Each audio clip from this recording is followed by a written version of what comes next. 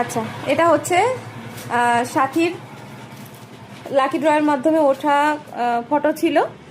তো দেখো, ফটোতে ছিল এই পিকচারটা, আর ও করেছে এই যে এই কাজটা। নিচে রাখো সাথী, নিচে রাখো ওটা। হ্যাঁ, এই যে ফটোতে ছিল এটা, আর ও রিয়েলে করেছে এটা।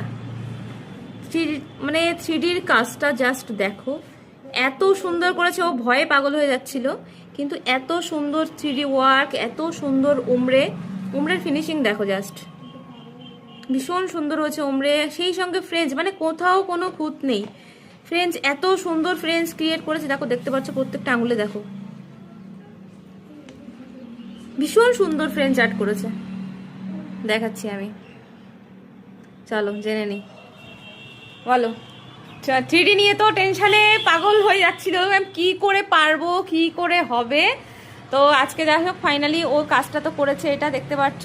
তো বলো, কোথা থেকে এসেছো শেয়ার করো, নাম শেয়ার করো, ফোন নাম্বার শেয়ার করো, কেমন কাজ শিখেছো আমার কাছে, আমি কতটা শেখাতে পেরেছি সেটাও অডিয়েন্সকে শেয়ার করো। আমি বাজিতপুর থেকে আসছি, সাথী ভাইয়ের নামের কাছে প্রথম দিন যেদিন এসেছিলাম নেলস করতে, সেদিনও খুব ভয় টেনশনে ছিলাম। আজকে ভীষণ টেনশনে ছিলাম এই 3D কি করবো, কিন্তু এখন না মনে হচ্ছে পারবে। হ্যাঁ, মানে কনফিডেন্স এসছে। হ্যাঁ হ্যাঁ, একদম খুব সুন্দর কাজ শিখিয়েছে, একদম হাতে ধরে মনে হচ্ছে পারবো। অসুবিধা নেই তো কোনো, না না, খুব সুন্দর কাজ করেছে। আর আমার ক্লাসে, আমার মেকআপ ক্লাসেও সেম, নেলস ক্লাসেও সেম। আমি অবশ্যই মডেলের কাছে জানবো, কারণ ও আমার স্টুডেন্ট। তো আমি কিন্তু কাউকে হাতে ধরে একদম করে দিই না, বলে দিই যে এটা এইভাবে করো। ওরা কিন্তু নিজেরাই করে, মানে সমস্ত কাজ কিন্তু ওরা নিজেরাই করে।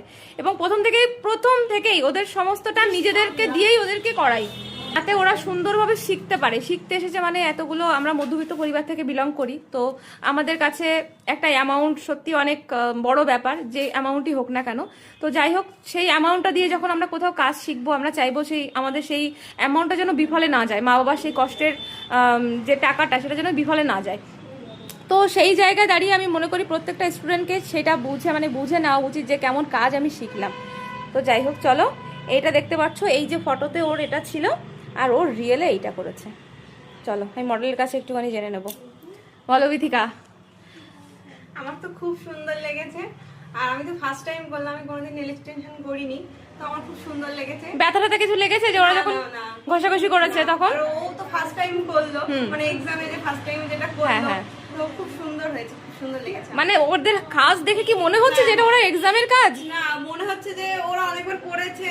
হ্যাঁ, এটা প্র্যাকটিসের ফল, যে বাড়িতে প্র্যাকটিস করেছে অনেকবার। সত্যি ফিনিশিংটা সত্যি খুব ভালোভাবে শিখিয়েছেন, তার জন্য করতে পেরেছে। আমার খুব ভালো লেগেছে। অবশ্যই থ্যাংক ইউ তোমাকে, তুমি আমার স্টুডেন্ট, এটা অনেকেই জানে, অনেকে ভাববে হাতে স্টুডেন্ট বলে এমনি ম্যামের নামে ভালো ভালো বলছে। সত্যি সত্যি ম্যাম হাতে ধরে খুব সুন্দর করে শেখায়। আমি তো মেকআপটা শিখেছি, আমি জানি, আমিও মেকআপের কাজ শিখে গেছি এখান দিয়ে। ওকে, তো চলো, তোমরা জানিও কোনটা বেশি ভালো লাগছে। আমার কিন্তু ফটোর থেকে ওর রিয়েল ওয়ার্কটাই আমার কাছে বেশি ভালো লাগছে।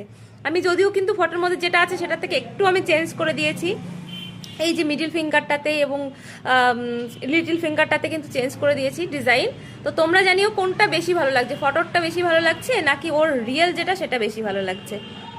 চলো, তো সাথী, এবার বাড়িতে কি করতে হবে, আরো প্র্যাকটিস করতে হবে। বাড়িতে গিয়ে মার হাতে হোক, বোনের হাতে হোক, যে কারোর হাতে হোক, প্র্যাকটিসটা চালু রাখবে। প্র্যাকটিস না করলে কিন্তু তুমি কেউ তোমাকে ডেকে কাজ দেবে না। তো তোমাকে প্র্যাকটিস করতে হবে, আপডেট দিতে হবে, তবেই গিয়ে তুমি সুন্দর কাজ পাবে এবং মানে সবাইকে সুন্দর কাজ দিতে পারবে, আর মানুষও তোমার সঙ্গে কন্ট্যাক্ট করবে।